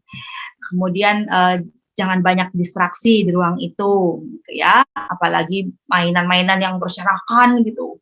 Mainan yang berserakan itu membuat anak sangat mudah terstimulasi untuk kalau misalnya yang dia aktivitasnya ini sesuatu yang susah, yang menantang ya, menjadi gampang melarikan diri.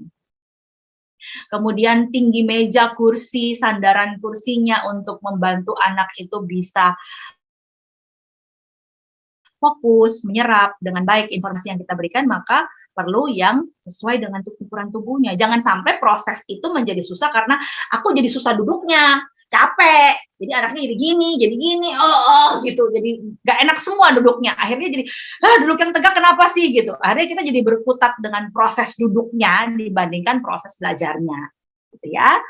Nah, makanya kenapa kalau punya sekolah itu susah, entrepreneur punya sekolah, kudu beli ini ya, harus beli meja, kursi yang ukurannya mini-mini, mungil-mungil yang sesuai dengan anaknya gitu. Nggak murah loh. Ya, kalau mau punya sendiri beli yang di merek itu tuh yang terkenal banget warna-warninya tuh. Nah, yang ergonomis bagi anak tidak murah itu ya. Jadi perlu investasi gitu. Nah, berikutnya kesiapan orang tua. Dalam masa pandemi yang mana kita ini banyak tekanannya, maka kita perlu mengelola stres dengan baik. Ya, kita perlu menerapkan bagaimana cara kita secara pribadi sebagai orang dewasa untuk mengatur tekanan kita sendiri supaya tidak bocor kepada anak. Ya, mencari tahu gitu ya, sumber daya kita apa. Atur jadwal yang realistis. Salah satu yang membuat kita sering tertekan adalah kita kemudian mau mengerjakan semua hal pada saat yang sama. Salah satunya yang tidak realistis adalah kalau dua-duanya bekerja, pengen stimulasi sendiri, tidak punya waktu, akhirnya jadi setengah-setengah semuanya. Karena setengah, kemudian mama papa menjadi senewan sendiri, kemudian jadi marah-marah sendiri. Nah, itu tidak bagus. Ya. Kemudian juga atur waktu untuk makan dan istirahat yang cukup, libatkan pasangan, jangan sampai hanya sendirian menanggung bebannya. Jadi ini untuk orang tua harus sejahtera dulu, karena anak itu tadi relasi pentingnya dengan kita, bercermin dari kita. Kalau kita sendiri stres, tidak siap, maka anak itu kemudian menginternalisasi kecemasan kita atau stres kita dan dia ikut stres. Ya, nah maka kita perlu lihat lagi nih untuk tahap berikutnya, kita lihat kesiapan anak di slide berikutnya. Pastikan anak itu waktu tidurnya cukup dan berkualitas. Bagaimana membuat dia tidur cukup dan berkualitas? Ya, hindari dia bergawai 1 atau 2 jam sebelum tidur. Ya, kita satu rumah usahakan untuk tidur di jadwal yang kurang lebih sama. Usahakan rumah yang sudah tenang ketika waktunya anak tidur. Jangan sampai kita masih pontang-panting, ngapa-ngapain, ribut gitu. Berikan anak waktu dan kesempatan untuk bangun. Bangun itu artinya apa? Pagi sebelum sekolah, itu jangan anaknya sekolah. Maksudnya ke sekolahnya itu jam 7, bangunnya setengah 7. Padahal jarak tempuh dari rumah ke sekolah itu misalnya 25 menit. Lah terus 5 menit itu dari mobil, dari pintu rumah naik ke mobil 5 menit. Lalu sisanya gimana caranya? Nge-flash gitu? Jadi itu membuat anak itu jadi stres. Jadi upayakan untuk coba dialokasikan. Anak itu mungil, kecil, masih belajar menggunakan sepatu, menggunakan kaos kaki, pegang tasnya sendiri. Jadi semuanya itu kadang butuh waktu yang 2 kali lipat dari kita. Jadi kita tidak boleh menghitung waktu itu seperti waktu kita. Coba dihitung berdasarkan waktunya dia. Jadi dia harus bangun dulu. Bangun itu apa? Ada anak yang gini loh Mama Papa, secara sensori, ada anak yang bangun langsung on. Ada yang bangun perlu duduk dulu. Terus beberapa menit baru dia bangun. Nah, kalau kita mengenali karakteristik anak seperti itu, kasih dia waktu untuk bangun. Kasih dia waktu untuk mandi, makannya itu mungkin ada yang slow, pelan, baru dia bisa awake, ya, bisa sadar sepenuhnya. Jangan diburu-buru, pace atau iramanya itu bisa berbeda-beda antara anak satu dan anak yang lain, begitu ya. Nah, dalam hal seperti itulah kita kemudian sudah membantu anak untuk meregulasi diri. Jadi ketika mereka sampai di gedungnya untuk sekolah ataupun mau melakukan stimulasi sendiri di rumah, ketika waktunya stimulasi, anak sudah dalam keadaan siap. Bukan dalam keadaan masih terkulai atau sudah terlalu bersemangat karena terlalu excited atau terlalu stres, gitu ya. Nah, jadi kita cerminan anak maupun anak itu perlu dipersiapkan. Nah, yang berikutnya kita lihat slide berikutnya, bangun rutinitas, ya. Bangun rutinitas. Apa yang perlu kita lakukan untuk bangun rutinitas? Jadwal harian yang konsisten, ya. Kenapa tadi ketika di depan saya katakan bahwa sekolah atau pendidikan prasekolah itu ditiadakan selama masa pandemi dan orang tua melaporkan banyak keluhan terkait dengan anak kehilangan struktur dan pola rutin, membuat anak senewan, membuat anak tidak tahu bagaimana mengatur dirinya sehari-hari, gitu ya. Jadi lebih gampang marah, ya. Oleh karena itulah, kalau misalnya keputusannya mau sendiri menstimulasi maupun mau melibatkan rekan-rekan guru di pendidikan prasekolah, kita perlu membantu mereka untuk rutin. Kalau mau ke sekolah lebih bagus karena gini, jadwal hariannya konsisten. Keunggulannya kalau anak itu pergi menempuh pendidikan prasekolah adalah secara aturan memang diwajibkan untuk datang pagi jam 7 gitu, jam 8 atau jam 7. Itu sebuah jadwal yang konsisten dan dari sanalah patokan anak itu untuk beraktivitas secara terpola gitu. Alokasikan waktu untuk melatih kemandiriannya. Karena anak itu belum bisa sendiri semuanya. Dan penting sekali pada usia ini untuk dia bisa mandiri. Jadi kita tidak bisa, mama aja, papa aja, kamu belum bisa. Atau aduh kamu lama banget, papa aja deh gitu. Nah itu kita menghilangkan kesempatan dia untuk melatih kemandirian. Hindari memburunya untuk cepat-cepat. Karena nantinya jadi stres. Hindari juga memfasilitasi secara berlebihan yang tadi, kamu belum bisa, aku aja gitu. Kemudian tepati janji.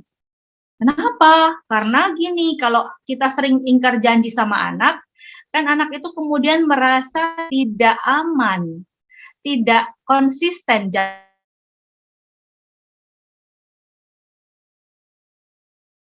berapa tetap ya.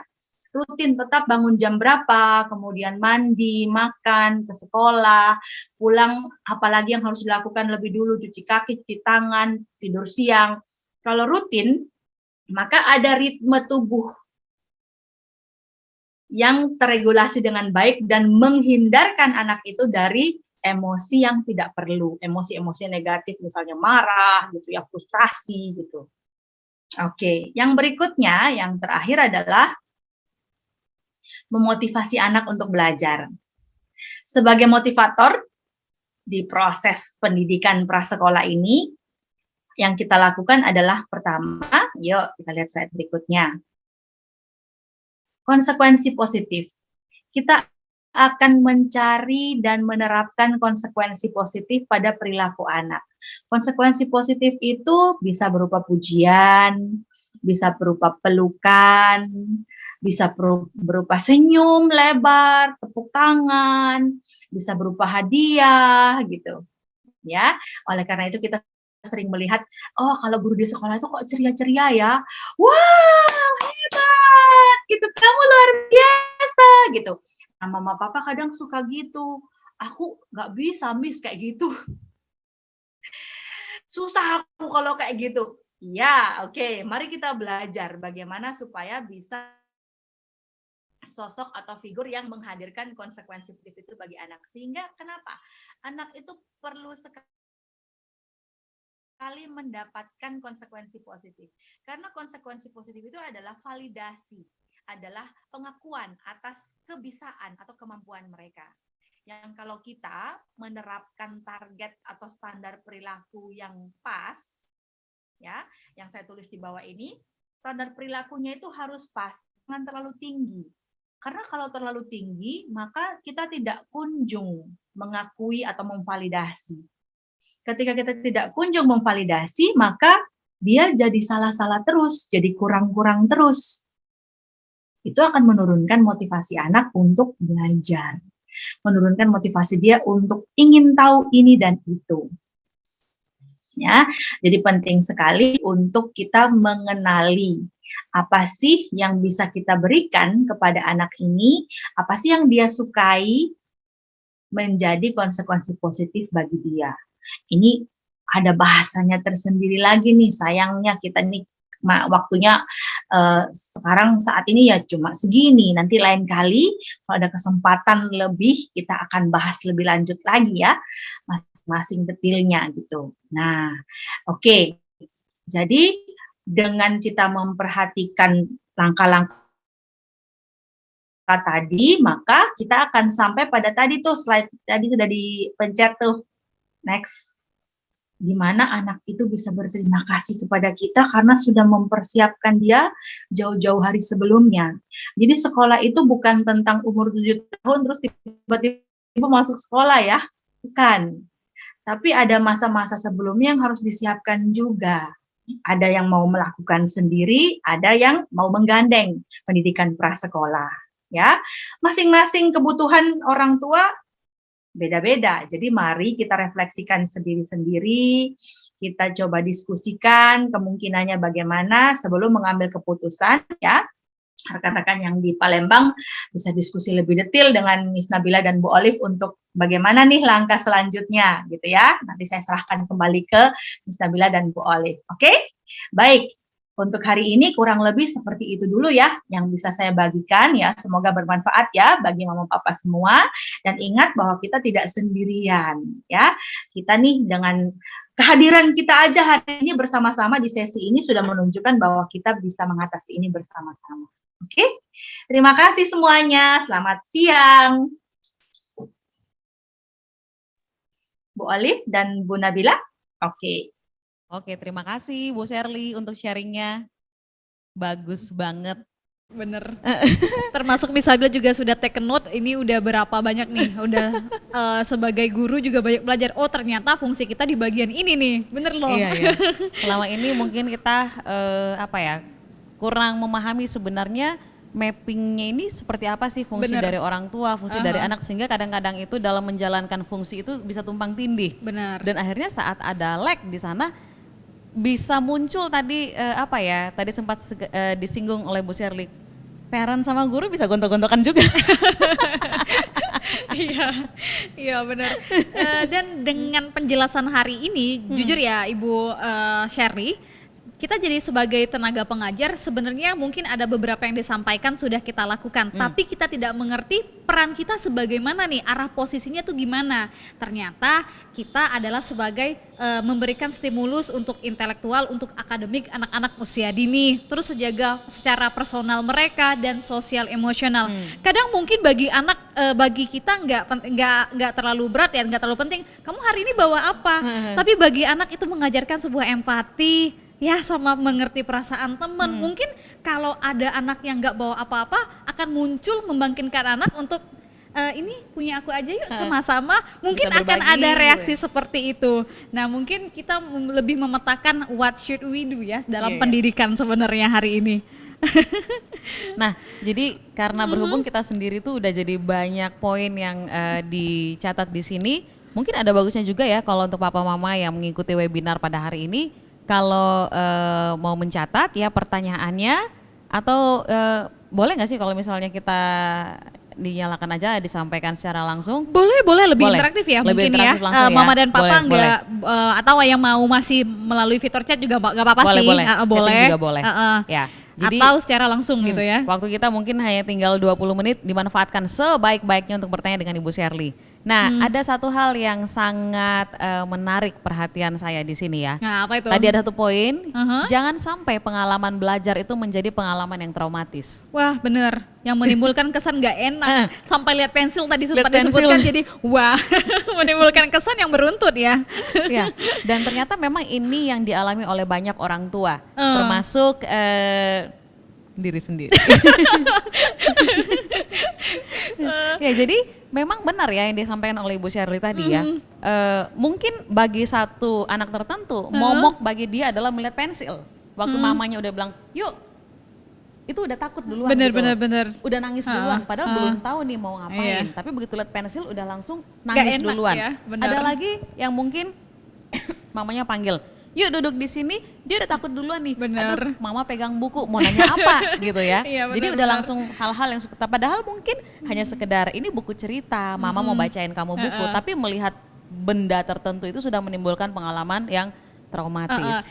Mungkin kadang situasi belajar hari ini dan besok nggak sama, tapi gara-gara trauma seolah-olah belum terjadi semuanya akan sama, rasanya nggak enak. Nah, Iya. jadi berkaitan dengan pengalaman traumatis nih Bu Shirley. Ya, jadi kadang-kadang kan orang tua, banyak orang tua juga merasa bahwa anak saya lihat pensil aja sudah takut, kayaknya dia belum cocok deh masuk sekolah. Kita mapping kesiapan anak dari pengalaman-pengalaman yang salah. Benar. Nah, itu gimana Bu Shirley dengan hal seperti itu? Oh, belum di... Belum, Nyalakan sorry. lagi. Ya, oke. Nah, betul sekali kalau misalnya ada case seperti itu ya, jadi itu kan case-nya orang tua ya, kasus yang dialami oleh orang tua. Jadi kalau dari saya itu jangan mengambil keputusan yang terlalu dini gitu ya. Jadi anak usia 2-7 tahun itu perlu sekali untuk eksplorasi. Dan sebenarnya karena dia eksplorasinya dari gambar dan kata, berarti kalau usia 27 tahun takut sama pensil, itu bukan karena dia tidak siap. Ya, secara psikologis ada hambatan berarti.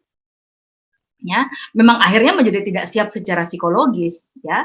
Tapi itu kontradiksi karena pada anak usia 2-7 tahun itu sebenarnya mereka suka sekali, excited atau semangat sekali melihat hasil dari goresan itu.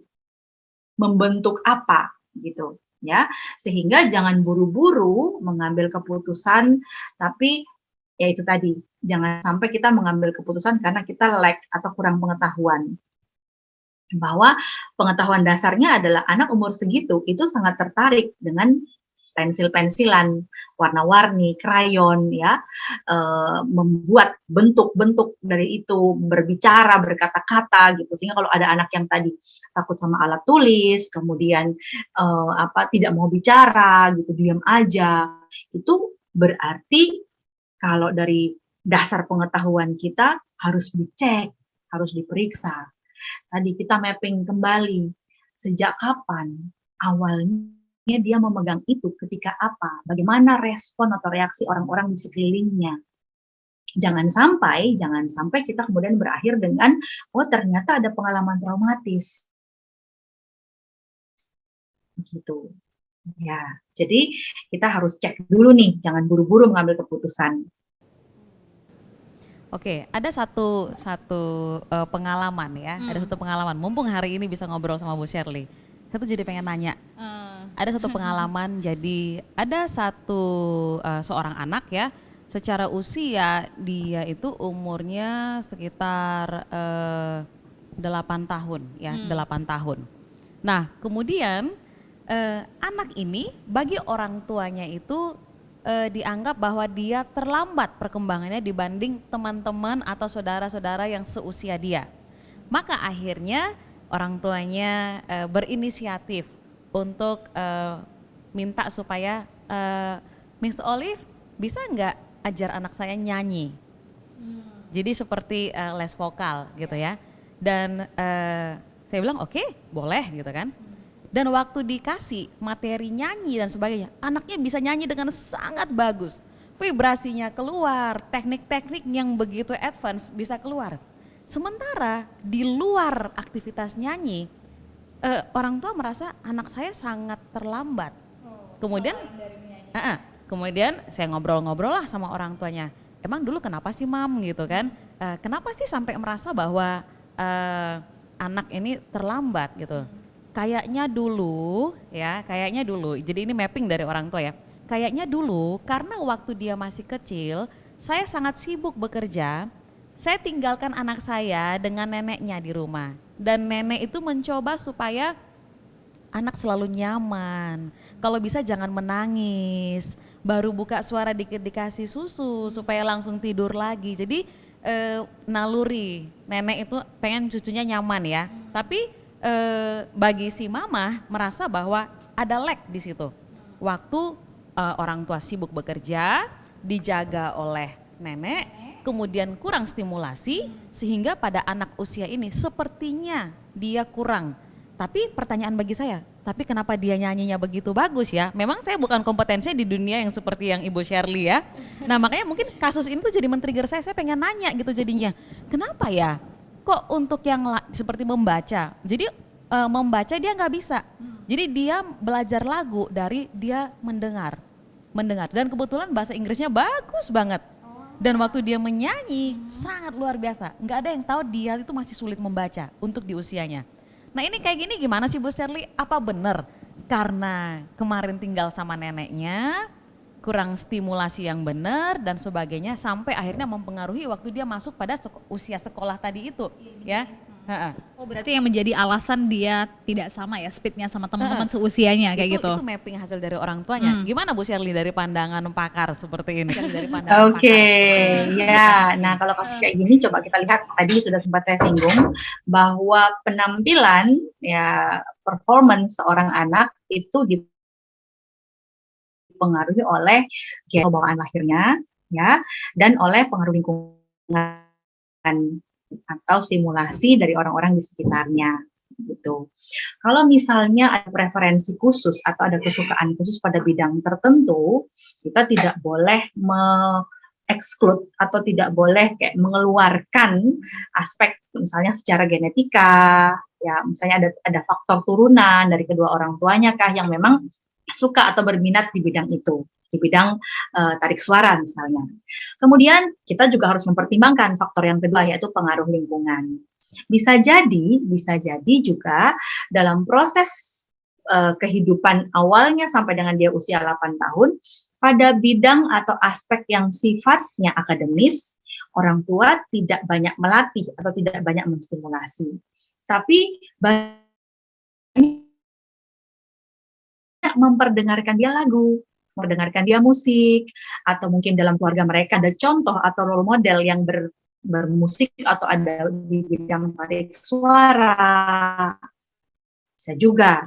Kemudian jangan lupa mempertimbangkan Bu Olive sebagai faktor lingkungan yang tadi bisa jadi memotivasi bagi dia belajar bernyanyi dengan Bu Olive itu memotivasi dia. Di hal ini aku diakui, aku bilang bisa. Sehingga anak itu kemudian menjadi lebih termotivasi lagi untuk bisa dan bisa. Ya. Sementara di aspek yang lain hidupnya, terutama misalnya di akademis gitu, tentu saja misalnya ada faktor genetikanya. Misalnya bisa jadi ada faktor saraf atau otaknya, ya. Memang ada problem di situ. Ataukah bisa jadi juga nutrisi misalnya. Atau bisa jadi juga faktor lingkungan bahwa orang tua itu tidak banyak menstimulasi area itu. Tidak banyak melatih untuk kamu bisa. Tadi, pengakuan atau validasi di bidang itu tidak dilakukan, sehingga anak tidak tahu bahwa ternyata aku bisa di bidang itu. Kadang-kadang kita hanya perlu figur tertentu untuk men-trigger atau memicu perasaan aman. Mungkin saja dia merasa aman belajar bernyanyi bersama Bu Olive. Mungkin saja dia justru merasa tidak aman belajar akademis dengan orang lain. ya. Bisa jadi juga ketika dia belajar bernyanyi, ya, dia diakui targetnya sesuai, kamu bisa, sehingga dia menjadi tahu bahwa, oh aku nih bisa ya, dan dia jadi lebih semangat lagi belajar, gitu ya. Sehingga jangan pelit-pelit kalau kita menjadi pendamping anak di usia dini untuk mencari, kamu bisa nih, wow. Sebutkan apa yang dia bisa. Ketika dia tahu bahwa dia bisa, dia akan lebih semangat lagi. Jadi tadi, independence-nya muncul, akan muncul rasa percaya diri dan akan muncul lagi inisiatif untuk tahu lebih banyak, seperti itu. Jadi ada banyak nih yang harus dipertimbangkan. Iya, banyak banget ya, makin bicara tuh jadi makin banyak hal Makin yang kompleks ya. Makin Jadi orang tua, jadi pendamping anak usia dini, jadi guru, itu perannya penting sekali. Di sekedar ekspresi, sekedar kata yang kita keluarkan, itu berpengaruh besar loh bagi mereka. ini jadinya connect ke apa yang tadi disampaikan Bu Sherly di banyak awal ya, berkaitan dengan kerentanan sosial. Kadang-kadang itu mungkin ya namanya sekarang kan masa pandemi ya Miss Nabila ya. benar. Kita mau mikirin minyak goreng lah atau yang lain gitu kan. Apalagi kalau di Palembang kemarin tuh saya yakin ya waktu sekitar bulan lalu tuh banyak orang tuh bisa stres di jalan mengantri solar. Benar. Iya. Iya. Iya. Kemudian karena mungkin papanya atau mamanya udah ngantri lama berjam-jam nggak dapat pulang ke rumah, mau dia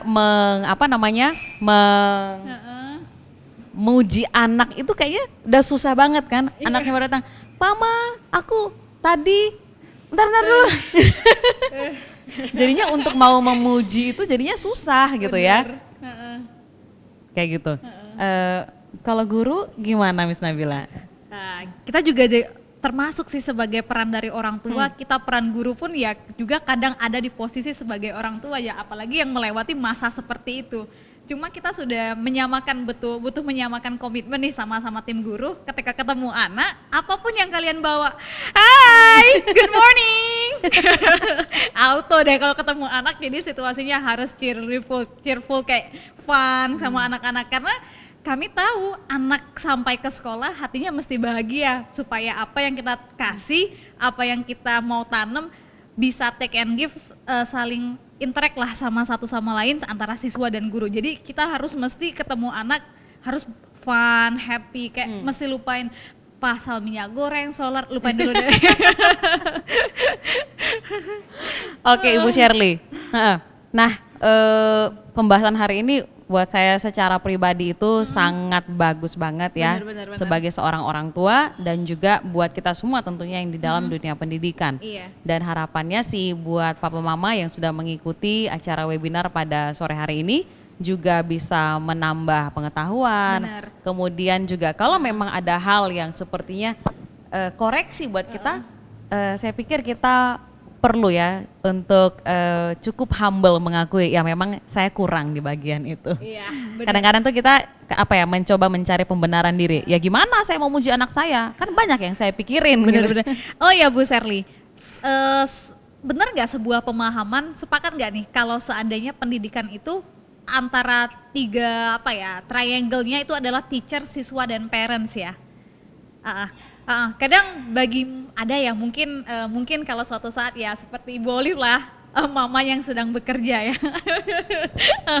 Kadang kita harus membangun sebagai orang tua dan guru perlu komunikasi bahwa pendidikan itu sebenarnya bukan antara siswa dan guru aja udah selesai. Tapi seperti webinar yang kita pelajari hari ini, seyogianya ini bukan hanya ilmu sebagai guru aja nih yang butuh yang informasi seperti ini, tapi akan ada pertumbuhan anak, tidak hanya stimulus intelektual, terus independennya, lalu sosialnya itu juga nggak tumbuh pada saat dia sekolah saja. Mungkin intelektualnya terlaksana di sekolah nih, tapi mungkin praktiknya tidak semuanya di sekolah. Pada saat mereka berhadapan dengan parents dan selain sebagainya, itu juga salah satu refleksi dari hasil apa yang dia peroleh.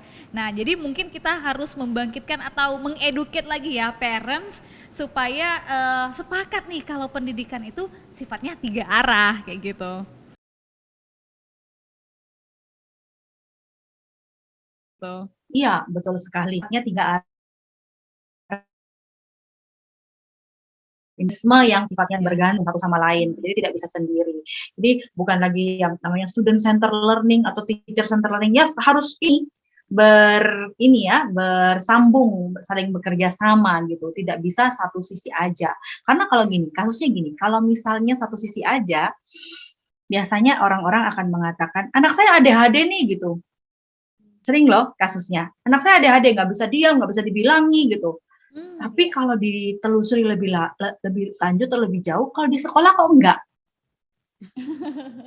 Itu kalau seperti itu, maka diagnosa ADHD-nya langsung gugur. Karena proses belajar terjadi di sekolah, triangle-nya timpang. Dia bagus di sekolah, tapi performance atau penampilan dia di rumah tidak terjadi seperti di sekolah, ada ketimpangan. Nah, sehingga tadi performance belajarnya jadi tidak seimbang. Maka tadi harus tiga-tiganya sama-sama saling mendukung. Harus sama, stimulasi di rumah. Jadi gini, orang tua kalau mencari, akhirnya berakhir gini, kalau orang tua mencari rekan untuk stimulasi pendidikan, cari yang visi misinya sama. Kalau bagi saya, guru dan sekolah juga berhak untuk mengevaluasi orang tua yang visi misinya sama nggak dengan kita. Kalau nggak, stres berat loh. Karena dilemparkan ke guru, kemudian tidak dilanjutkan di rumah, kemudian tetap mengeluh. Anaknya nggak bisa gini, nggak bisa gini. Padahal di sekolah bisa. Iya. Begitu. Iya. Jadi tujuannya pada saat anak distimulus secara akademiknya, jangan hanya stop di sekolah. Harapan kita sebagai guru nih, pendidikan ataupun perkembangan anak itu sebenarnya tidak stop di sekolah. Pada saat di rumah justru mungkin ada saat mereka juga belajar atau merefleksikan dari apa yang dia belajar. Nah, alangkah baiknya kalau hubungan timbal baliknya itu biarkan anak praktik atau belajar kembali di rumah. Jadi jangan hanya sekolah adalah tempat belajar, justru itu terlalu dipeta-petakan. Pada saat di meja makan pun mungkin table manner ya, ada yang tidak boleh bersuara. Nah, harapannya sih semua aspek baik guru, juga mama papa jangan memetakan pelajaran atau kegiatan belajar anak di suatu tempat namanya sekolah aja. Tapi kita harus siap untuk memfasilitasi dimanapun kita sama anak-anak itu sedang belajar sebenarnya. Iya.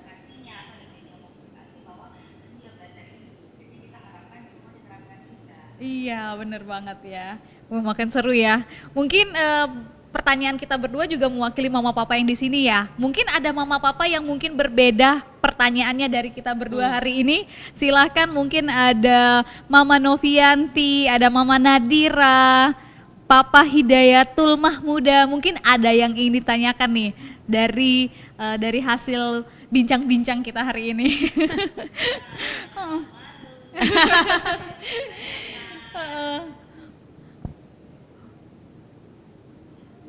Kalau misalnya nggak apa-apa, Miss. Iya, Ya. nggak apa-apa. Atau mungkin dari materi yang sudah dijabarkan hari ini tuh sebenarnya sudah menjawab banyak hal. Kalau buat saya secara pribadi ya, atau mungkin buat yang sudah mengikuti webinar pada sore hari ini juga jadinya ke-trigger gitu loh pikirannya ya, karena kadang-kadang kan mungkin kita berpikir dari satu aspek saja dan kemudian hari ini kita mendengar dari Ibu Shirley dari sisi seorang psikolog ya, kita jadi bisa mikir gitu loh, oh ternyata ada banyak aspek nih yang perlu kita pertimbangkan sebelum kita memutuskan sesuatu, khususnya lagi kembali pada topik kita berkaitan dengan early childhood education. Satu hal yang saya pengen highlight kembali adalah apakah anak kita itu freeze selama masa pandemi ini. Benar. Dan kalau kita sendiri masih bertanya-tanya, ini anak mau kuapain ya? Lebih baik jangan berhenti sampai di situ, tapi mulailah kita berpikir untuk mencari kira-kira support system seperti apa yang saya butuhkan supaya anak ini bisa distimulus dengan baik. Bagi saya ketika kita bertanya, ini anak ngapain lagi ya? Itu sudah ada indikasi Sudah freeze. ada sebenarnya.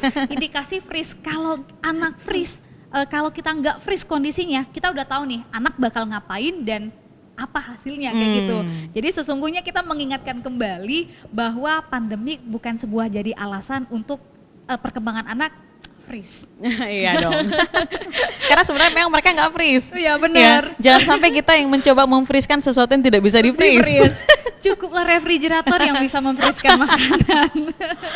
Oke, baiklah, kita sudah sampai di penghujung acara nih, nggak terasa ya Miss Nabila ya. Iya. Jadi mungkin ada pesan terakhir dari Ibu Sherly dari apa yang sudah kita bahas pada sore hari ini sebelum kita tutup webinar kita. Oke, kalau dari saya untuk secara umum kepada Papa Mama dan tim guru gitu ya, bahwa untuk menjawab pertanyaan urgensi early learning education ini adalah refleksi diri, ya, aku butuh partner support system atau tidak gitu ya. Kalau butuh maka silakan mencari yang sesuai dalam segala hal, aspek finansialnya, aspek sosialnya, aspek akademiknya gitu ya, visi misi ke depannya gitu, harus disesuaikan semua dan jangan sampai menimbulkan stres tambahan ya. Sehingga kita bisa bekerja sama, bergandengan tangan ya, tidak bisa jalan sendiri-sendiri, supaya kita bisa membantu tumbuh kembangnya menjadi manusia-manusia yang nanti lebih berguna ya, lebih bahagia, lebih sehat di masa yang akan datang. Itu aja. Oke. Iya. Sebenarnya simple tapi butuh pemikiran yang serius. Bener.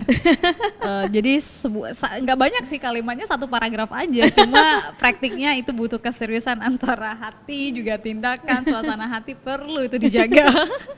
Benar. Oke. Jadi kayaknya sampai di sini nih kebersamaan kita untuk hari ini, Miss Nabila. Bener. Mungkin nggak mau lepas sih dari ketergantungan sama Ibu Sherly-nya. Mungkin akan kita sampai jumpa di di webinar kayaknya terus jangka panjang nih Bu.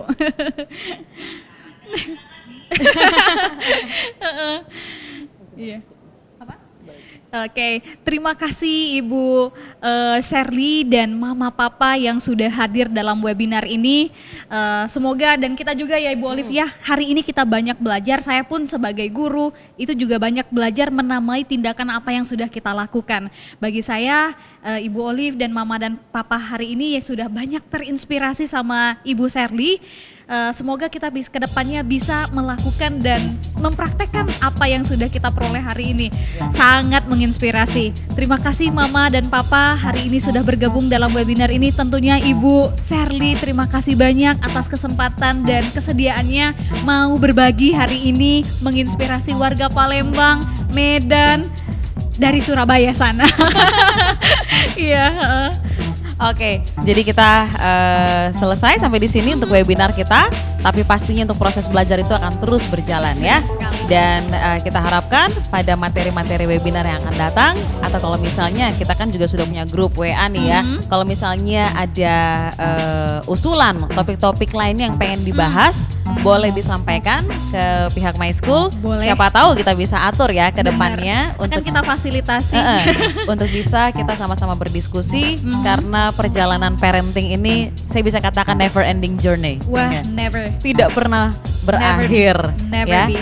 Dengan peranannya yang bermacam-macam, fase yang bermacam-macam. Tapi itu memang benar-benar satu tanggung jawab yang seumur hidup. Benar ya. sekali. Dan kita sangat berterima kasih kalau kita bisa didampingi oleh seorang yang berkompeten di bidangnya supaya kita itu bisa memandang dari sudut pandang yang bermacam-macam. Benar. Jadi kita tidak membuat keputusan-keputusan yang impulsif seperti itu. Kadang kita juga selalu merasa apa yang kita lakukan ini Udah benar. Padahal yang benar itu belum tentu benar. Benar. Makanya kayak hari ini nih, apa yang sudah kita lakukan sebenarnya kita udah lakukan, ada beberapa yang sudah dilakukan tapi ternyata ini namanya. Oke, sekali lagi terima kasih banyak Bu Sherly. Thank you. Sehat selalu. Sehat selalu. Dan juga buat papa mama semuanya, terima kasih semuanya. Kita akan jumpa lagi dalam event-event My School berikutnya. Dan jangan lupa untuk follow Instagram kita, bisa follow page kita. Kalau ada info-info kegiatan selanjutnya, kita bisa kontak-kontakan untuk terus saling mengembangkan diri satu dengan yang lain, saling memberi masukan. Dan kita akan terus bersama-sama maju untuk kondisi anak-anak yang lebih baik lagi ke depannya. Terima kasih semuanya, sampai jumpa di event-event berikutnya. Sampai Selamat sore. Selamat sore, sehat selalu. Terima kasih Mapa sudah bergabung dalam acara hari ini. Sampai jumpa.